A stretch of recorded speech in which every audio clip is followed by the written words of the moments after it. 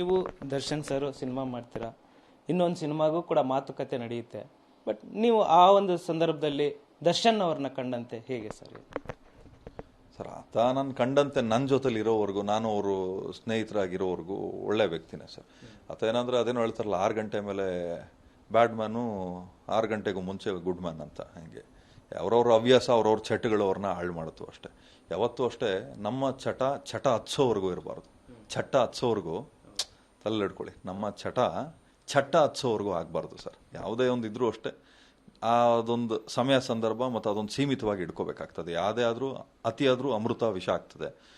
ಹೆಚ್ಚಿಗೆ ನೀರು ಕುಡಿದ್ರು ಅದು ವಿಷ ಅಂತೆ. ಸೊ ತಲೆಯಲ್ಲಿ ಇಟ್ಕೊಳ್ಳಿ, ಹೆಚ್ಚಿಗೆ ಏನು ಮಾಡಿದ್ರು ಅದು ವಿಷ ಕನ್ವರ್ಟ್ ಆಗ್ತದೆ.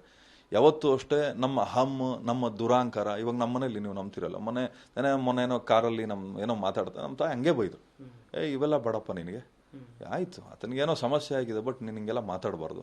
ನಾನು ಹೆಣ್ತಿನೋ ಏನಾದ್ರು ಇದ್ರೆ ತಿತ್ತಾಳೆ, ಇಲ್ಲ ನೀವು ಹಿಂಗೆಲ್ಲ ಮಾತಾಡಬಾರ್ದು, ಅವ್ರದ್ದೇನೋ ಸಮಯ ಸಂದರ್ಭ ಸರಿ ಇರಲ್ಲ, ನೀವ್ಯಾಕೆ ಹಂಗೆ ಮಾತಾಡ್ತೀರಾ. ಆ ಥರ ನಮ್ಮ ತಾಯಿ, ನನ್ನ ಹೆಂಡ್ತಿ, ನನ್ನ ಕುಟುಂಬ ಇಟ್ಕೊಂಡಿದ್ದೀನಿ. ನನಗೆ ಕಿವಿ ಹಿಂಡೋಕೆ, ನನ್ನ ತಲೆ ಮೇಲೆ ಹೊಡೆಯೋಕ್ಕೆ ನಮ್ಮ ತಾಯಿಗೆ ಇನ್ನೂ ಅಧಿಕಾರ ಇದೆ. ನಾವಿವತ್ತು ಜನ್ಮ ಕೊಟ್ಟಿರೋ ತಾಯಿನೇ ನಾನು ಇವತ್ತು ಬೆಳೆದ್ಬಿಟ್ಟಿದ್ದೀನಿ, ನೀನು ಯಾರು ಹೇಳೋಕೆ ಅಂದರೆ ಆಗ್ತದೆ ಸರ್? ಆಕೆ ನಮ್ಗೆ ಜನ್ಮ ಕೊಟ್ಟಿರೋದಕ್ಕೆ, ಆಕೆಗೆ ತಿನ್ನೋಕೆ ಅನ್ನ ಇತ್ತೋ ಇಲ್ಲೋ, ನಮ್ಮನ್ನು ಈ ಮಟ್ಟಕ್ಕೆ ಬೆಳೆಸಿರೋದಕ್ಕೆ ತಾನೆ ನಾವು ಇವತ್ತೆಲ್ಲ ಇಷ್ಟೆಲ್ಲ ನಾವು ಮಾತಾಡ್ತೀವಿ. ನಾನು ಹೇಳೋದಿಷ್ಟೇ, ಎಷ್ಟೇ ಮನುಷ್ಯ ಬೆಳೆದ್ರೂ ಕೂಡ ತಗ್ಗಿ ಬಗ್ಗೆ ನಡಿಬೇಕಾಗ್ತದೆ. ಸ್ವಲ್ಪ ಕಿವಿ ಹಿಂಡೋ ಅಂಥವ್ರನ್ನ ಸುತ್ತಮುತ್ತ ಹಿಡ್ಕೋಬೇಕಾಗ್ತದೆ.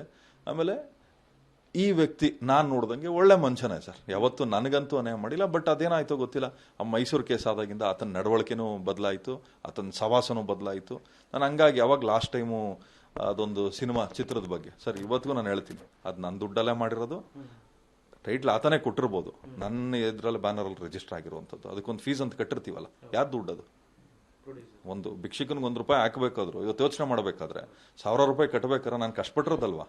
ಹಂಗೆ ಯಾವತ್ತು ನಾನು ಮಾತಾಡಿರೋದನ್ನ ಇಲ್ಲ ಅಂತ ಹೇಳೋದು ಇಲ್ಲ, ಸುಳ್ಳು ನಾನು ಮಾತಾಡೋಕ್ಕೂ ಹೋಗಲ್ಲ, ನನಗೆ ಅವಶ್ಯಕತೆನೂ ಇಲ್ಲ ಸರ್. ನಾನು ಹೇಳ್ತೀನಿ ಕೇಳಿ, ಸಿನಿಮಾ ಮಾಡಿ ನಾನು ದುಡ್ಡು ಮಾಡಿಲ್ಲ, ನೀವು ನಂಬ್ತಿರೋ ಇಲ್ಲೋ, ನನಗಿಂತ ಮರಕ್ಕಿಂತ ಮರ ದೊಡ್ಡದಿದೆ.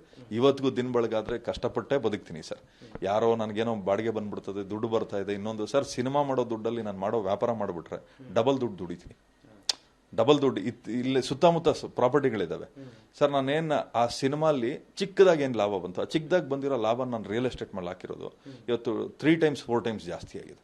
ಸಿನಿಮಾ ನನಗೆ ಇವತ್ತು ಇಷ್ಟು ಗೌರವ ಕೊಟ್ಟಿದೆ, ಇಷ್ಟು ಸ್ಥಾನಮಾನ ಕೊಟ್ಟಿದೆ. ನಾನು ಇವತ್ತೇನಾದರೂ ಜನಗಳು ನನಗೆ ಗುರುತಿಸ್ತಾರೆ, ಖುಷಿ ಪಡ್ತಾರೆ, ಮಾಧ್ಯಮದವ್ರು ನನಗೆ ಬೆನ್ ತಟ್ಟಿದ್ದೀರಿ ಅಂದರೆ ಅದು ಸಿನಿಮಾ ಮಾತ್ರ ಸರ್.